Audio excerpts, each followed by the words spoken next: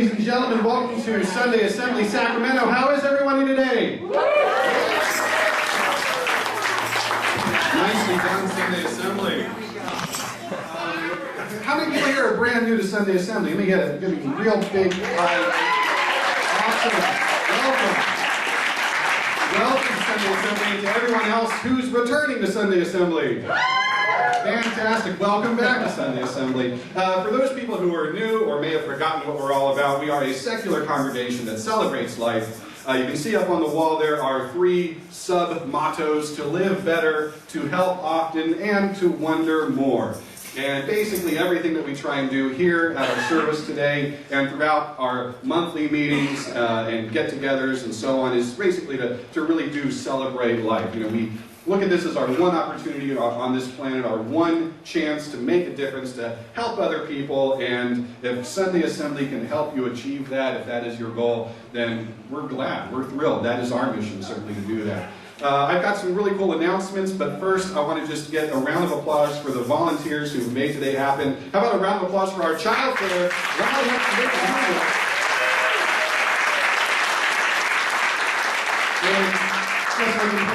Child care here has been provided by volunteers from Camp Quest West, and they are right now almost full on registrations. And so if you have a child that is between the ages of 8 and 17 and you want to get them enrolled in Camp Quest this summer, go back and talk to them. It is a blast, and we're all very happy to tell you more about what we do there. How about a round of applause for everyone who's set up last night and this morning all these chairs and decorations and everything else.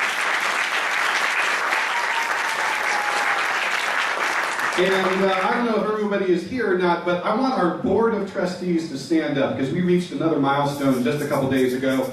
Where are our board members? There we go. A couple of us. All right. Well, here's the milestone. We got a letter in the mail from the IRS. Normally that's a bad thing. But you know what it said? We are now officially recognized as a tax-exempt 501c3, which means that your donations are now exempt as well. And I want to thank the Board of Trustees for making that happen, working tirelessly over the last couple of months, sending in documentation, forming our bylaws, all of that kind of stuff. And every single bit of that is available for you guys to read as well online at our meetup site. So again, thank you to our Board of Trustees for doing that. I want to thank the Reason Center, the folks behind that who are allowing us to use the facility today. If anyone's looking for a place to hold a birthday party, a meeting, any kind of special event, this room and the adjacent rooms are available for rent. You can get more information about the Reason Center at reasoncenter.com or through the little handouts that are over there at the front of the room. And so let's start our official program today. And by the way, I just want to apologize one more time for the horrible, horrible jokes that are in your program. I hope you enjoyed those. Today is all about laughter and spring, and like I said earlier, we couldn't have asked for better weather to make this happen. How many of you guys have already started gardening? Anybody do that yet? Wow, that's fantastic. Good, good. What else do we associate with spring? Anybody? More light. More light, yes. Daylight saving time, unfortunately, or maybe fortunately for those of you who like to do that. What else? 1 hour shorter weekend. 1 hour shorter of a weekend? Yeah, there is that. What else do we associate with spring? Chocolate bunnies. Chocolate bunnies, yes, or vegan chocolate bunnies if you happen to be. That's right. And so I think that spring is, in terms of gardening and the green and flora, is sort of a chance for our planet to have its own little rebirth, if you will, a chance for everything that has died or whatever during the winter to come back alive and to just make this planet look beautiful again. And so I thought that was a really neat little thing to do, to have our March event be spring and laughter together, because the two really do go together. And here to show us that is our reader of the day, Marie Bain. And Marie has been one of our volunteers since day one, if I remember correctly, our speaker keeper, whose job is to keep all of our speakers in line as they get ready to present to you guys. So have you kept yourself in line? I have indeed. Wonderful. Everyone, Marie Bain.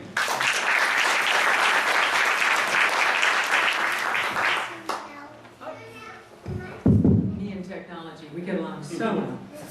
All right, good morning, everyone. I'm going to read 2 poems by Lewis Carroll.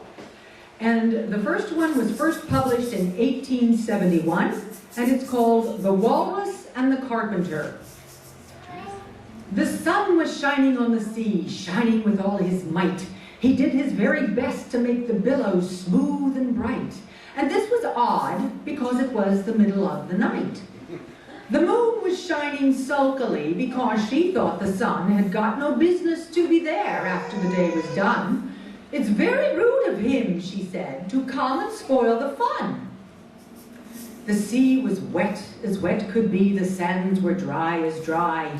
You could not see a cloud because no cloud was in the sky. No birds were flying overhead, there were no birds to fly. The walrus and the carpenter were walking close at hand. They wept like anything to see such quantities of sand. All this were only cleared away, they said, it would be grand. If 7 maids with 7 mops swept it for half a year, do you suppose, the walrus said, that they could get it clear? I doubt it, said the carpenter, and shed a bitter tear. Oh, oysters, come and walk with us, the walrus did beseech. A pleasant walk, a pleasant talk along the briny beach. We cannot do with more than 4 to give a hand to each. The elder oyster looked at him, but never a word he said. The eldest oyster winked his eye and shook his heavy head, meaning to say he did not choose to leave the oyster bed. Out 4 young oysters hurried up, all eager for the treat. Their coats were brushed, their faces washed, their shoes were clean and neat. And this was odd, you know, because they hadn't any feet. 4 other oysters followed them, and yet another 4, and thick and fast they came at last, and more and more and more, all hopping through the frothy waves and scrambling to the shore. The walrus and the carpenter walked on a mile or so, and then they rested on a rock conveniently low, and all the little oysters stood and waited in a row. The time has come, the walrus said, to talk of many things, of shoes and ships and sealing wax, of cabbages and kings, and why the sea is boiling hot, and whether pigs have wings. But wait a bit, the oysters cried, before we have our chat, for some of us are out of breath and all of us are fat. No hurry, said the carpenter, they thanked him much for that. A loaf of bread, the walrus said, is what we chiefly need. Pepper and vinegar besides are very good indeed. Now if you're ready, oysters dear, we can begin to feed. But not on us, the oysters cried, turning a little blue. After such kindness, that would be a dismal thing to do. The night is fine, the walrus said. Do you admire the view? It was so kind of you to come, and you are very nice. The carpenter said nothing but, cut us another slice. I wish you were not quite so deaf. I've had to ask you twice. It seems a shame, the walrus said, to put them in such a trick, after we've brought them out so far and made them trot so quick. The carpenter said nothing but, the butter's spread too thick. I weep for you, the walrus said. I deeply sympathize. With sobs and tears he sorted out those of the largest size, holding his pocket handkerchief before his streaming eyes. Oh, oysters, said the carpenter, you had a pleasant trot. Shall we be going home again? But answer came not. And this was scarcely odd because they'd eaten all the lot.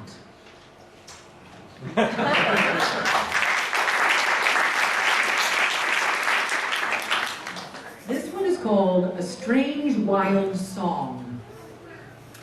He thought he saw an elephant that practiced on a fife.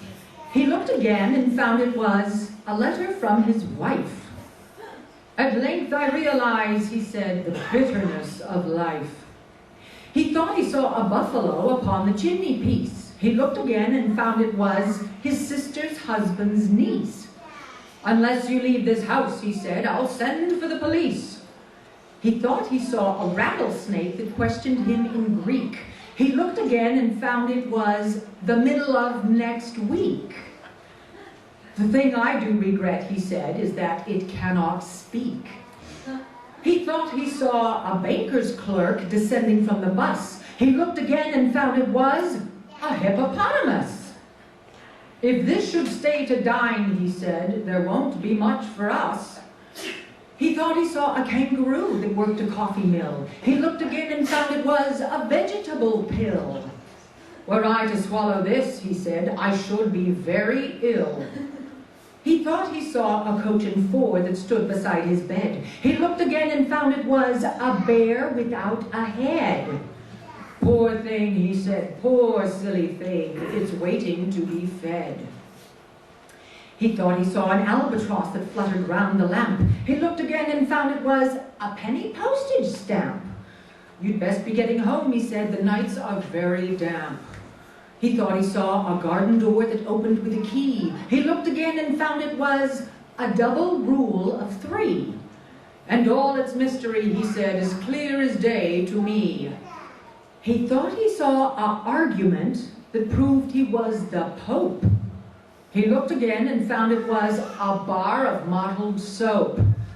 A fact so dread, he quietly said, extinguishes all hope.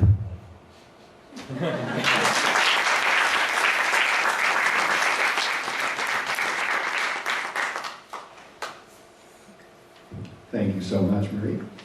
All right, our next speaker is someone that I've had the pleasure of knowing for quite a long time, somebody who's been involved in the free thought community in Sacramento and has just really lent his talent and his hand to so many different causes and stuff around, well, the country, but mostly Sacramento. And you may recognize Keith from his YouTube channel or his Coexist comedy tour that was here in Sacramento at the Press Theater, or from any of his stand-up routines, even on cable TV when they aired the documentary that was about the Coexist comedy tour, which was absolutely hilarious. You guys have to see that.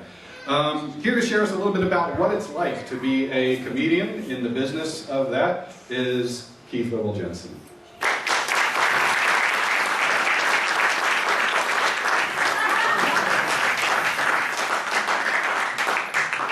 Good morning. Good morning. Bear with me, I'm not used to talking to people during the daytime in brightly lit rooms, and from what I can see, most of you are sober, so this is going to be weird. I think first I'll tell you how I started in stand-up comedy, which is not how you start in stand-up comedy. I got really lucky. I was a youngster and I ran into 2 guys that were passing out flyers for Spike and Mike's Festival of Animation. Do any of you guys remember them? And then they also had Spike and Mike's Sick and Twisted Festival of Animation, which caught a little more attention. It's where Mike Judge of Beavis and Butthead and King of the Hill got started. John Lasseter of Toy Story sold some of his first films to them. It's a really, really cool thing.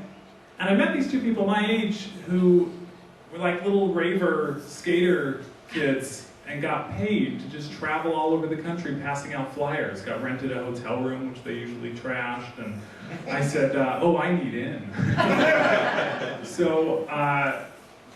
It was actually one of the gutsier things I've ever done in my life. I had 2 jobs to pay my rent. I quit both of them and just showed up in the morning at Mike Gribble's hotel room and said, yeah, I'm working for you now. And he said, no, I'm not hiring. And I said, well, you're going to have to, because I'm working for you, like it or not. I grabbed a couple boxes of flyers, loaded them into the company car, and hopped in. And I went and worked my butt off all day, passing out flyers. Got back that night, he said, look, I'll give you some money for today, but we're not hiring, and we only hire out of San Diego. You don't have a San Diego address. I turned to Holmes, one of the guys that already worked for him, and said, hey, Holmes, can I stay with you? Holmes said, yeah, and I said, cool, man, I got a San Diego address. And he said, I'm really not hiring. And he took us all to a play at the B Street Theater, and we had a great time when a train came by, and he instructed us to go throw rocks at it. He had young people who were in his employ. He's like, I can make them do stupid things. I was like, I love this guy.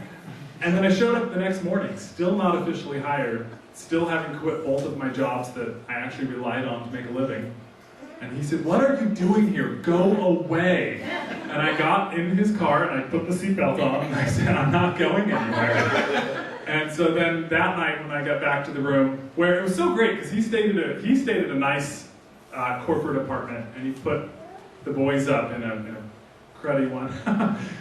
And we would show up at his right at 5 o'clock when they had free food put out for the people who were staying there. And then he has this group of like 6 skaters come in and just eat everything inside. And they came out and they said, you can't keep doing this. And he said, these are my clients. Are my clients less important than their clients because they have baggy pants? And he's screaming and yelling. We're like, okay, you can do this. Meanwhile, we're taking advantage of them being distracted to throw Budweisers in our backpacks. Prepare for the night. And then that night we went and saw a movie, at the end of which he gave me my paperwork and I started working for Spike and Mike. So, and like I said, the job was literally standing on the street handing out flyers. And he wanted people that looked hip, you know? So like, if you had baggy pants, if you had a skateboard, that was the look he wanted, so that other people would go, oh, maybe that's a flyer I want. The right people to go see a show called The Sick and Twisted Festival of Animation. He noticed that when we were done and it was time for him to go up and introduce the show, all the other boys would go out to the lobby and start drinking beer, and I would stay and watch him introduce the show and really pay rapt attention. Even though it was the same introduction, I would watch every show. I would study him. And he caught on to that, and then I would go drink beer with the other boys. And he came up to me one day at UC Riverside. We had a big crowd, hundreds of people. And he said, you want to do this, don't you? And I said, what do you mean? He said, you want to introduce the show? I said, oh, it looks like it would be a lot of fun. And he goes, well, I don't feel like doing it tonight. And I said, oh, well, I couldn't. And he shoved me onto the stage. And then people say, well, how did you start with stand-up? Well, I got shoved onto stage. And you assume that they mean that figuratively. No, I mean it literally. I get shoved, and I'm standing in a light in front of hundreds of people. Hello! So I went over and grabbed the microphone. And I did his jokes. I did his introduction. I just did the best Mike Gribble impersonation that I could do, including the end where he said, now, to start the cartoons, we need to perform an act of magic. Everybody put your fingers in the air. Wiggle your fingers. And as you bring them down, the cartoons will magically appear. And I loved Mike because that was his magic to share with the world, was getting adults to be kids for a minute. And he's about to thrill them with cartoons, and the first step was to get them to let go of all their pretensions about cartoons being for kids. And it really made an impression on me because I just had a huge fight in the car with Johnny Taylor, another Sacramento comedian, because he hadn't seen he hadn't seen Toy Story, he hadn't seen any of the Pixar movies, and he's like, well, I don't have kids. And I go, what does that matter? I just got furious, like, they're not kids' movies, they're movies. So we're gonna have a film festival soon. He's also trying to get me to watch pro wrestling, so I might not push too hard. I might just let this one go. That's how I started in stand-up comedy, and I compare it to having training wheels when you're riding a bike, because I had somebody else's jokes to tell. That was interesting. Is there going to be one of those after every point I make? Only when it's funny. A heckler! It kind of feels like when you were a kid, you hear the tone, you flip the page. Everybody turn your page now, read along. What was I saying? Completely threw me off, David. Sorry. Yeah. Johnny Taylor. Thank you. Training wheels. I had someone else's jokes. I had a film festival. They were there to see the film festival. They weren't there to see me. If I was funny, that was just a bonus. And then at the next show that I did, I slipped in one of my own jokes. And the show after that, I had 2 of my own jokes. And in no time at all, I had my own set. And that was a delight. That's not the way you start stand-up comedy. If any of you are ever thinking of trying it, the first thing you do is you go to a horrible, miserable thing called the open mic night. And you listen to people tell jokes in front of other comedians, i.e. the competition, i.e. your worst enemies that you pretend are your best friends in the world. And it's misogynistic and homophobic and xenophobic because amateurs are sure that that's what's funny. And you get up there and nobody wants to see you, and you struggle through 5 minutes, and you don't know how you'll ever fill 5 minutes, because 5 minutes feels like an ocean when you start. Now you give me 5 minutes, and I'm like, I just barely finished saying hello. You know, I'm done already. And you have to go through so much effort. You sometimes have to wait through 20 other comedians in order to do 5 minutes. And you're trying to develop a substantial amount of material. 5 minutes at a time. And then you might hop in a car and drive 30 to 45 minutes to wait through another whole batch of comedians to do another 5 minutes. And if I would have started that way, I don't know that I would have made it. If you have kids, like I have a friend, Damien Harmony, who does have children and just started in stand-up. And it's such an interesting thing to watch him try to juggle a family life with this insane lifestyle of being brand new at comedy, you know? So I hope I scared you all away from trying it, because I don't need more competition. So give up, you'll never make it, it's horrible. Now the way, in the beginning doing comedy, my heroes were Andy Kaufman, somewhat Robin Williams, Steve Martin, people that did very different stuff than what I do. They played characters, they wore costumes, they pushed the boundaries of what stand-up comedy was. You can actually see this on YouTube if you're curious. One of my first routines that really hit hard, I dressed up like a fly with stringers on my head. And I wrote 5 minutes of jokes as a fly in character. I had a bit where I never went on stage called Stage Fright, where I had the MC bring the microphone to me behind the stage. So very different than what I ended up doing. And it's really weird to like have your heroes and your idols, and that's not necessarily your voice. It's kind of like realizing that I'm a stand-up comedian instead of a rock star when I really wanted to be a rock star. And then I really wanted to be a weirdo, an Andy Kaufman type, and instead it turns out I'm more of a storyteller and a political commentator. So, a guy who is a weirdo and is fantastic at it is Brent Weinbach. And if you're not familiar with him, look him up. He's one of my present-day, living, working comedy heroes. And he called and asked me to set up some shows in Sacramento. Producing is a great way to sneak yourself into bills that you might not have gotten otherwise. So I booked Brent, and then booked myself and Tapan Trivedi to open for him. Tapan Trivedi is a Hindu. I'm an atheist. Tapan Trivedi and I sat backstage and just ripped on each other's religions. Or religious views, in my case, through the whole show, and then, oh, we gotta go on now. And at the end of the run, we said, you know, what we were doing backstage was so much more fun than what we were doing on stage. Like, that was phenomenal. And so we decided to put together the Coexist comedy tour. What if we could get a Muslim comedian, a Jewish comedian, where are you gonna find one of those, right? Challenge there. A Christian comedian, and put them all together and then tour. We put out an ad for the Muslim comedian. That turned out to be the hardest bill to fill. We got a Buddhist comedian thrust upon us. He was like me with Spike-a-mite. He's like, hi, my name's Sammy and I'm performing with you. No, I am, okay. You're awfully pushy for a Buddhist. Also patient. The person that responded to the ad for a Muslim comedian was female. We found a female Muslim stand-up comedian named Tisa Hami, who is so awesome. She just kicks so much butt.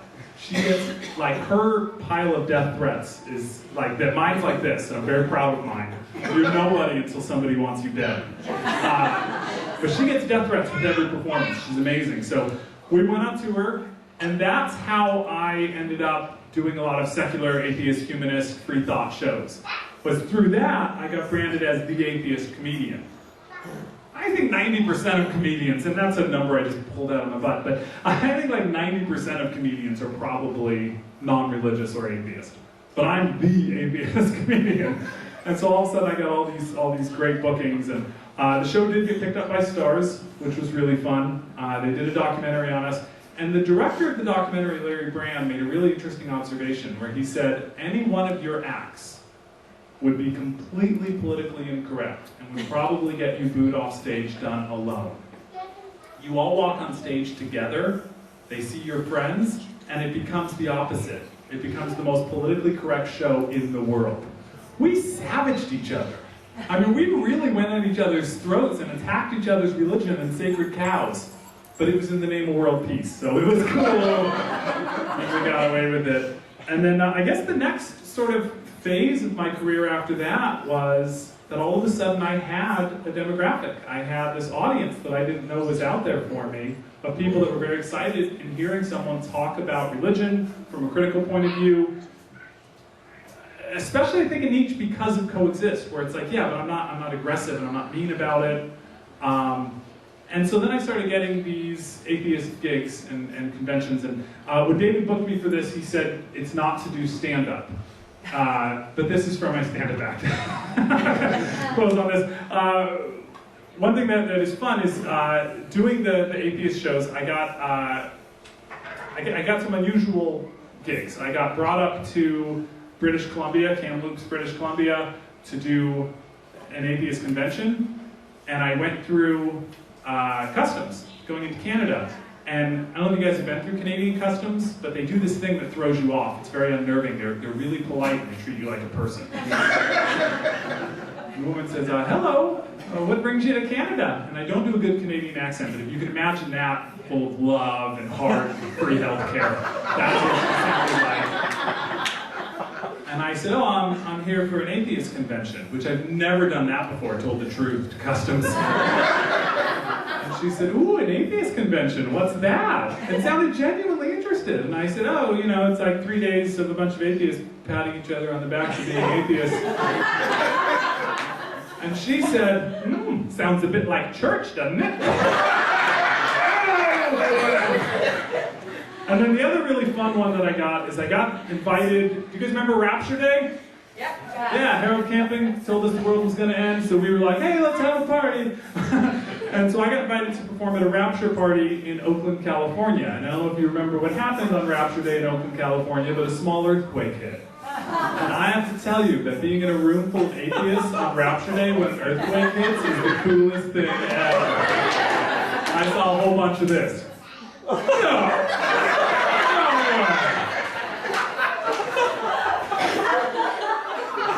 Then it stopped and it was like, well, I wasn't scared. Oh.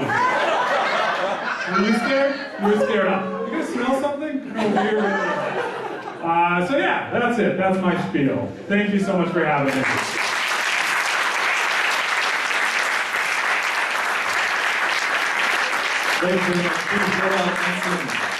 Every month when we have a service, we give somebody the opportunity to share with the rest of the congregation how they are doing their best.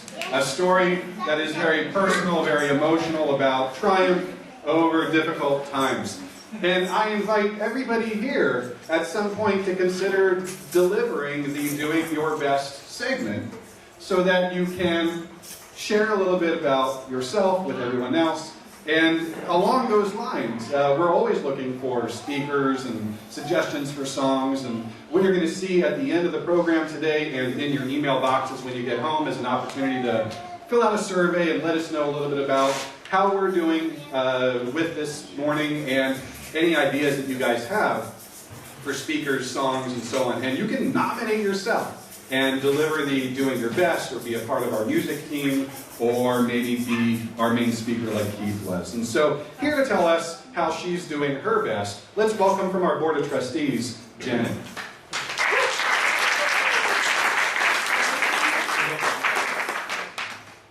I don't have that swagger thing that you can walk around with it, but by the next time I give this talk, I'll have that. Can I shut this to the side a little bit? I don't want to make anything bad happen. And you never said anything about triumph.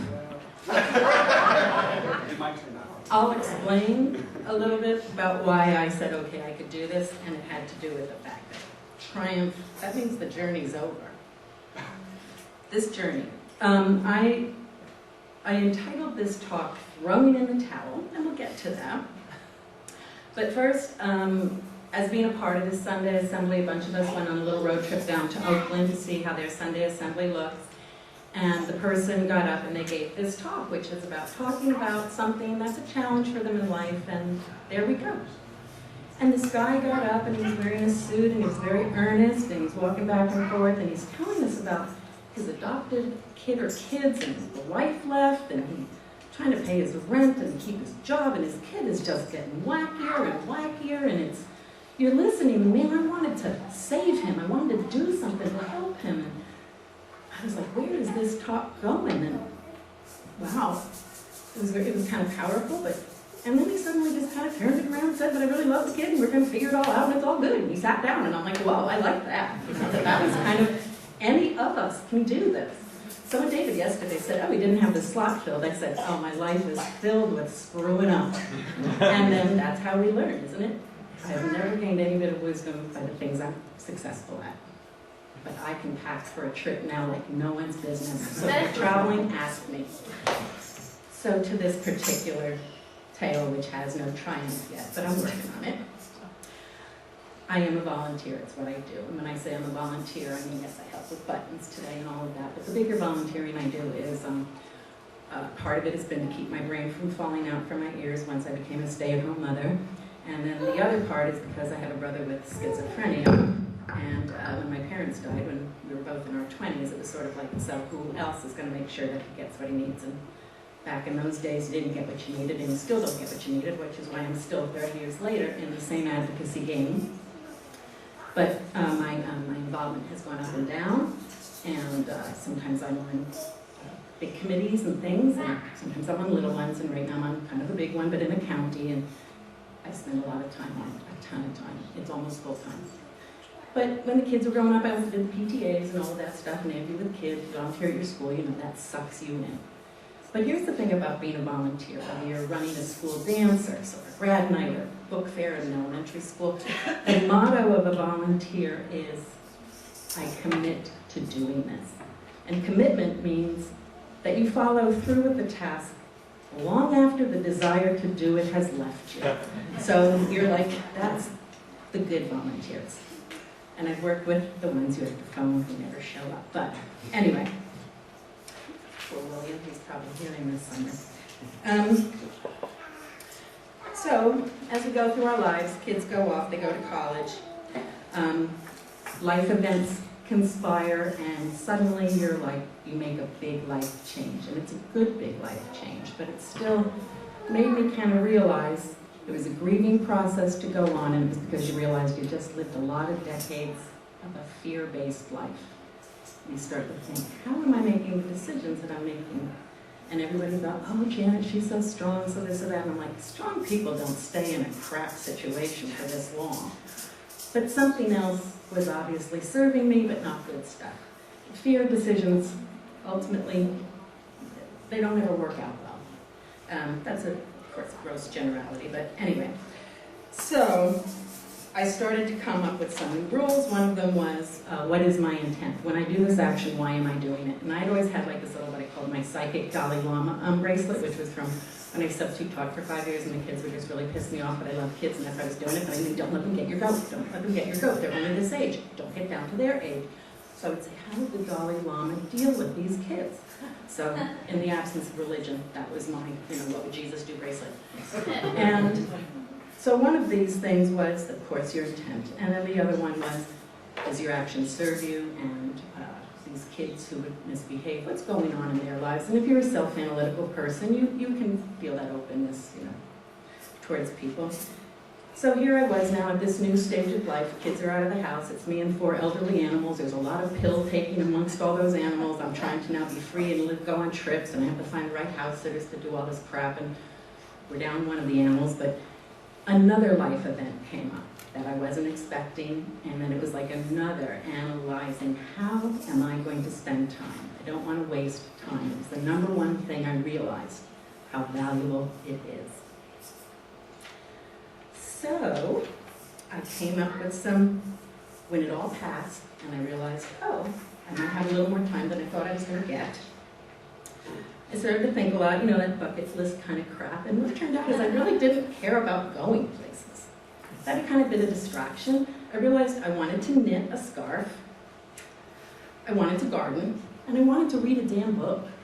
When all your volunteering and advocacy stuff, you read so much stuff to stay on top of it. I talk to so many people about their experiences, this, that, or the next thing. But reading, just fun reading, besides the newspaper and 2013 articles in Harper's that are awesome, and you can't throw them out because every article is awesome. I have so much clutter in my house, but I renamed it Abundance, and so I'm off of that word. I suggest you do it too. And I can tell you how to deal with a spouse who has those other names for it. So, and it also came down to what I was doing in my volunteer life now, not involved with schools, but it's at a policy level, and it's It's not really down one-on-one with the people who need it, other than, of course, my personal relative. But he's in New Jersey, and I do help moms who have sons who are 21 years old with schizophrenia and help them learn to be advocates and all of that. But I decided I wanted to be a CASA volunteer, which is one-on-one with children in the foster care. And the other big epiphany I had was that I wanted to help people do their taxes. So you may have seen it in the business section. They ask for people to help doing taxes. No one's ever seen that? They are not advertising enough. I will give them the feedback. That may be a problem, but I signed up to do that. What I didn't realize was how many hours that was going to take. So while we were, as the trustees, building these bylaws, I am like, my house had been kind of tidy for me for the holidays. It went to hell. I wasn't eating so good. I'm like going between the bylaws, going to meetings, going to this and that, and reading one more section on how to help somebody with their damn taxes. And you don't think that's hard, right? I mean, it's easy taxes. You're not doing the complicated stuff. Who knew how many circumstances? There's only 2 questions asked. What is your filing status? And are you or do you have dependents? Did you know how many complicated family situations there are? Oh my word, and did you know, under the dependents, if you have a child who's kidnapped and not yet found, there's an IRS rule for that. Who knew? So I'm going through this minutia, and it's taking an hour and a half, it's taking 2 hours, and there's all these lessons, and I'm going through all of my stuff, thinking, did they tell me up front how much time this would take? I couldn't find it. And I'm sitting down, it's a Saturday night, it's 8 o'clock, I've been on it all day, I've canceled a whale watching trip just to go sit on the beach with a friend of mine who hasn't ever gone to the ocean in California, figure that one out. And I had to cancel that, and here it is Saturday night, and I'm doing it, and I look up. It's the 3rd week in January, and there's my Christmas tree. And I took a deep breath, and I said, what if I quit? I never quit. Started to read. I looked at that Christmas tree, and I started thinking a whole bunch of other things that were not happening in my life, that I had had this epiphany, life, you can't waste it. And I took a deep breath, and I said, I'm throwing in the towel. And then I said, whoa, I was so excited because I've never done that. I just don't do that. I go through to the end where I started a women's soccer team. We got progressively worse and worse and worse until women would come up and, you need enough people, and they say, where can I play if I don't want to run? And I'm like, oh, where have you failed to learn the whole purpose of soccer? And after, the 4th year, when we never crossed that line in the middle, finally then I said, that's it. So I don't quit. And I was thinking, though, I have to wrap this speech up. The heavens, the universe delivers. Marie laughed when I said that. NPR, my alarm this morning, a woman was interviewed, and she has a book, and it's called Better Than Before, Mastering the Habits of Our Everyday Lives by Gretchen Rubin. And you're trying to match your outer expectations with your inner expectations. I am an obliger. I went on the website. I suggest all of you do. Her name is Gretchen Rubin. And you, too, can ask the questions that will help you make sure that the use of your time is going in the direction you want it.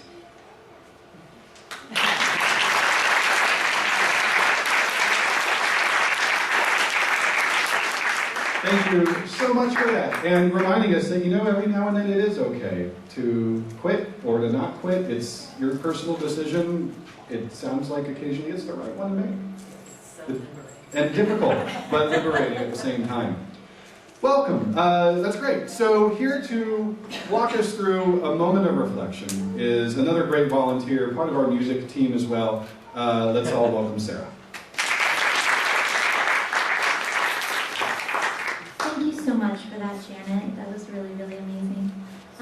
So our motto, live better, help often, wonder more. We heard some really amazing stories and lots of food for thought. So let's all just take a minute to think about whatever stood out to you. How does this affect your life, or whatever's on your mind right now?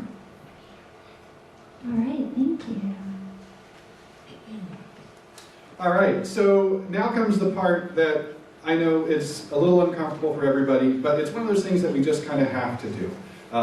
Sunday Assembly is here because of the donations of the people who attend it, and we have bills to pay for this room and for marketing expenses and the child care activities that they have back there. the meetup page, all that kind of stuff. And so in a moment, some hats are going to go around, and if you have the opportunity to donate to us, that's great. It is now tax deductible. In fact, our certificate says that any donation that you've given us since the beginning of the year is tax deductible. So make a note of how much you give us, and remember to put that on your return next year. If you can't give today, but you do want to give, we can also take donations online. If you go to our meetup page, just click on the little button that says chip in, and you'll be able to contribute that way. And so while we're doing that, what we like to do is get a little bit of icebreakers going around. And so again, just some of the things up there that you can do to help us out. On our table over there where all the buttons are, we have some new little cards. Take as many as you want, spread them around, hand them out to people who might be interested in Sunday Assembly, post them up along on the walls at like different coffee shops or whatever. Do whatever you want with them. Spread the word so we can fill these seats. This is a neat slide that was sent to us from London. If you don't know, Sunday Assembly, as much as we'd love to take credit for it, didn't start here in Sacramento. Started in London a couple years ago, and they've started to get attendance numbers from all the Sunday Assemblies internationally. Check that out. Yes, London is the biggest, with a huge number of people attending their service that's now almost every other week, I think. Brighton, Los Angeles, 171. We average around 70 to 80. There's, I think, 80 here today, if I remember correctly, counting the children. But I love this number right over here with the, let's see, can I get my mouth? That's it, right there. The 9,297 so far attendance in 2015. I think that's really, really awesome. You guys, of course, are contributing to that number and that success. So thank you all again. For our 6 months, averaging 70 people is great. Because yeah, Los Angeles is a pretty big city. So for us to be about a third, or actually about a little more, less than half the way, that's pretty good for Sacramento. So good job for you guys for doing that. We're going to have a potluck after that, so I hope you guys are hungry. I saw that you guys brought some really great food over there. Remember, after we're done with the upcoming song, we're going to clear out the area here, make room for all the potluck tables. Take a look at the color of your chair. If you're in a purple chair, then your job is to stack that chair against that wall. And if you're in a green chair, you leave it right where it is. And then we're going to bring these tables in, turn the chairs around. So again, purple chair, your job over by the wall. If you're in a green chair, you don't have to do anything. Maybe you help William with the tables over there. In your handout, your program, there's, one other thing about the potluck. We're going to put out some new balloons, new thing that we're trying with our potluck. And the balloons have, 4 of them, they have little signs on them. One of them says childcare, another one says marketing, another one says music, and another one says volunteering. And we're going to put one at each of the tables, and if that is something that is of interest to you, you can meet some of the other people that also share that interest. And maybe the people at the volunteering table talk about ways that we can contribute, not to Sunday Assembly, although that's pretty cool, but to the community. Volunteering events that are out there, opportunities that are out there. If you sit at the child care table, maybe talk about how we can share some of the duties of child care and let the child care team back there at Camp Quest know what they're doing right and what they need to do. Marketing, I don't know if Mandy or Christy are here, but we'd love to get some people to help out with some marketing as well. And then the music group wants some input on what songs are working, what to change around, what your suggestions are, and they're still trying to get together a little bit of a live performance, I think, perhaps every now and then too. And then in the back of your program are upcoming events, and that is just a small number of the events that I thought might be of interest to our community. If you visit Sacramento COR, that's sacramentocore.org, you'll find a lot of events from the secular community right here in Sacramento. A couple of the ones that I picked out, there's a highway cleanup coming up next Saturday, run by atheists and other free thinkers. There's a very important, in my perspective, bill coming, Senate Bill 128, thank you. And it's about compassionate choices, the difficult decisions that we make at the end of our life, and giving people the opportunity to make those decisions for themselves. And so there's some opportunity to help out with that movement as well. I suggest that you do it March 25th at the Capitol. Again, you can learn more about that on our website. There's an opportunity to go to Davis and feed the hungry through a kitchen that's there. And then here at Sunday Assembly, we like to do something artistic once a month or so. And so there's a Sacramento Theater Company. There's a performance called The Whipping Man there. But all kinds of other stuff. Sacramento, Sac State is doing this really cool thing. They're cleaning up the American River. And so there's an opportunity to help out with that as well. All kinds of things going on. You can visit the website for more information there. Yes. I didn't, I was the bar filming again this time. I don't know.